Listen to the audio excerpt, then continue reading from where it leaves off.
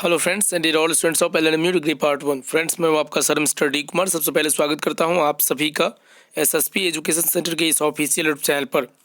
Friends इस video में LNMU BA part 1 geography subsidiary paper के स्टूडेंट्स के लिए जियोग्राफी सब्सिडरी पेपर से ऐसे महत्वपूर्ण ऑब्जेक्टिव प्रश्नों का उत्तर बताने जा रहा हूँ जो कि आपके एग्जाम के लिए बेहद ही संभावित है। तो आप इस वीडियो को पूरा ज़रूर देखिएगा। और मैं आपको पहले ही जानकारी दे दूं, यह आपका जियोग्राफी सब्सिडरी पेपर का दूसरा वीडियो है। पहले वीडियो में आप लोगों को चैप्टर वाइज जो ऑब्जेक्टिव क्वेश्चन प्रोवाइड करवाया जा रहा है उसमें आपको 4 चैप्टर के जितने भी ऑब्जेक्टिव प्रश्न थे उसका आंसर बता दिया गया है। फिलहाल इस वीडियो में 5वें चैप्टर से जो भी ऑब्जेक्टिव प्रश्न है उसको स्टार्ट करने जा रहा हूं। तो अगर आप इस चैनल पर नए हैं तो इस चैनल को अवश्य सब्सक्राइब कर लीजिएगा। साथ में जो घंटी की निशान दिखेगी उसे दबाकर ऑल नोटिफिकेशन ऑन करके रखिएगा ताकि हर एक आगे आने वाली वीडियो की नोटिफिकेशन आपको अप टू डेट मिलती रहेगी। तो चलिए बिना समय वेस्ट किए क्वेश्चंस को देखते हैं। तो 50 नंबर क्वेश्चन है कि प्रॉट के अनुसार गंगा के मैदान के घनत्व की तुलना में हिमालय का घनत्व क्या है? तो हिमालय का घनत्व कम है। प्रॉट के अनुसार जो है, जो प्रॉट एक वैज्ञानिक है, उनके अनुसार गंगा के मैदान का जो घनत्व है उसकी तुलना में हिमालय का घनत्व कम है। ऑप्शन नंबर ए इसका उत्तर हो जाएगा। 51 नंबर प्रश्न है कि धरातल के बाह्य भाग में परिवर्तन लाने वाले कार्यों को किस नाम से जाना जाता है? तो धरातल के बाह्य भाग में परिवर्तन लाने वाले कार्यों को जिस नाम से जाना जाता है वो है आपका पटल विरूपण। पटल विरूपण ऑप्शन नंबर ओ उत्तर हो जाएगा।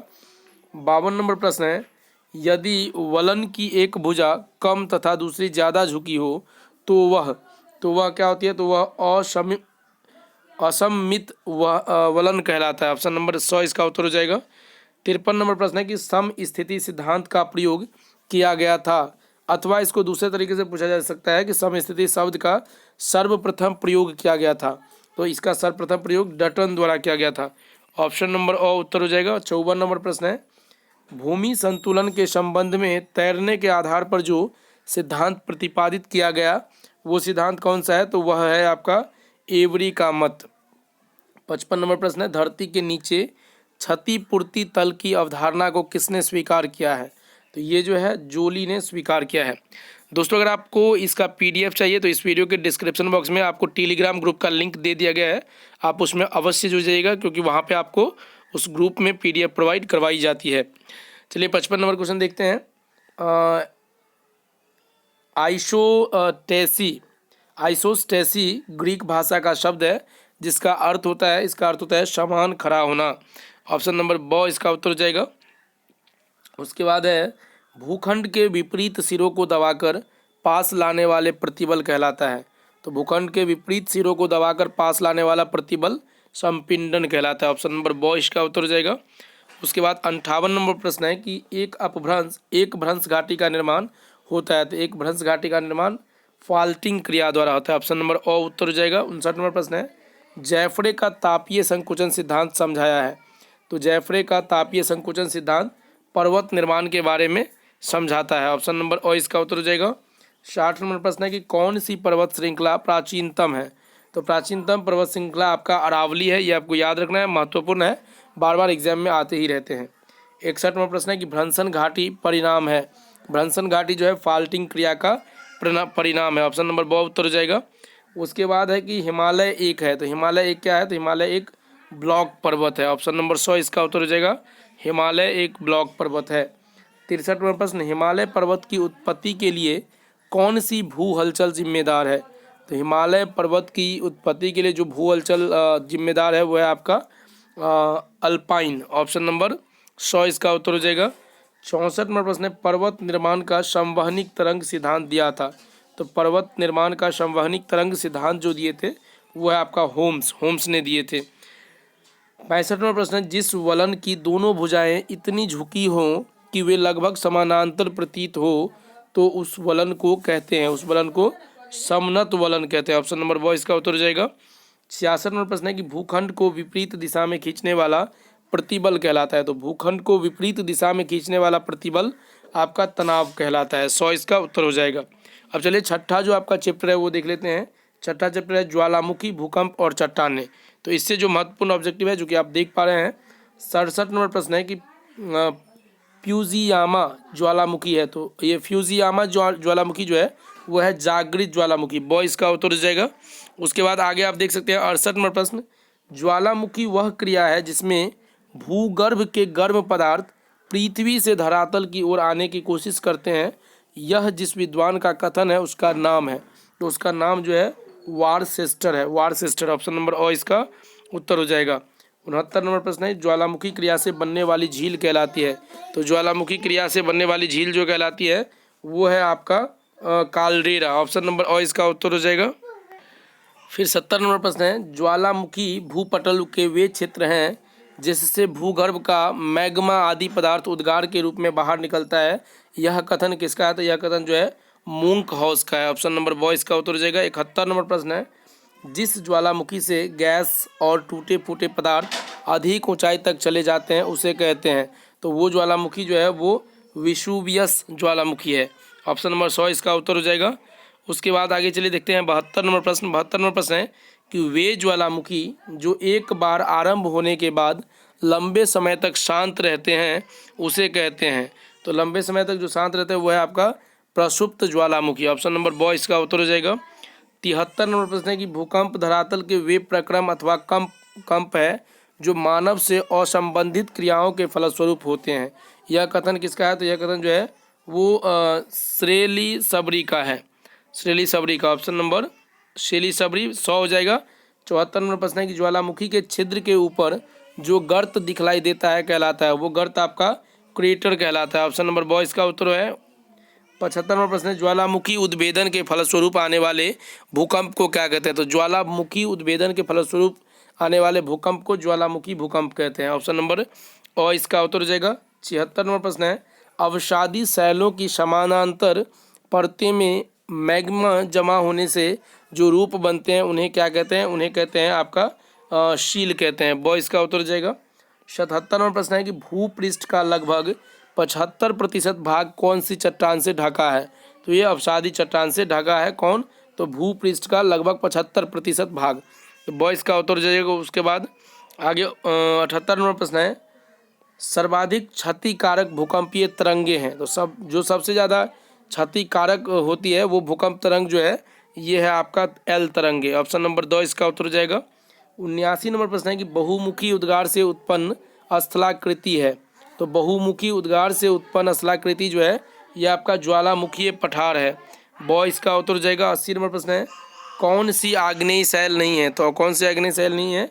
चूना पत्थर जो है वो आग्नेय शैल नहीं है। ग्रेबो है एक। तो ग्रेबो एक क्या है? तो आग्नेय चट्टान है। और इसका उत्तर हो जाएगा। 82 नंबर प्रश्न है, संगमरमर शैल का निर्माण जिससे संबंधित है वह है। तो वह है आपका कायांतरित चट्टानें। 83 नंबर प्रश्न है, ग्रेनाइट है। तो ग्रेनाइट जो है ये आपका आग्नेय चट्टान है। ऑप्शन नंबर ओ इसका उत्तर हो जाएगा। 84 नंबर प्रश्न है कि निम्न में से कौन सा ज्वालामुखी विश्व का सबसे अधिक ज्वालामुखी है? तो ये आपका है आपका कोटोप्रैक्सी ज्वालामुखी। और इसका उत्तर हो जाएगा। उसके बाद आगे 85 नंबर प्रश्न है कि निम्न में से कौन सा ज्वालामुखी शांत ज्वालामुखी के नाम से संबोधित किया जाता है? तो ये है आपका कोह सुल्तान ज्वालामुखी। तो और इसका उत्तर हो जाएगा। उसके बाद 86 नंबर प्रश्न है, भूपृष्ठ का लगभग ...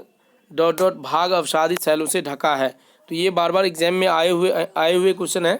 भूपृष्ठ का लगभग जो है 75% भाग जो है वो अवसादी शैलों से ढका है। ऑप्शन नंबर ओ इसका उत्तर हो जाएगा।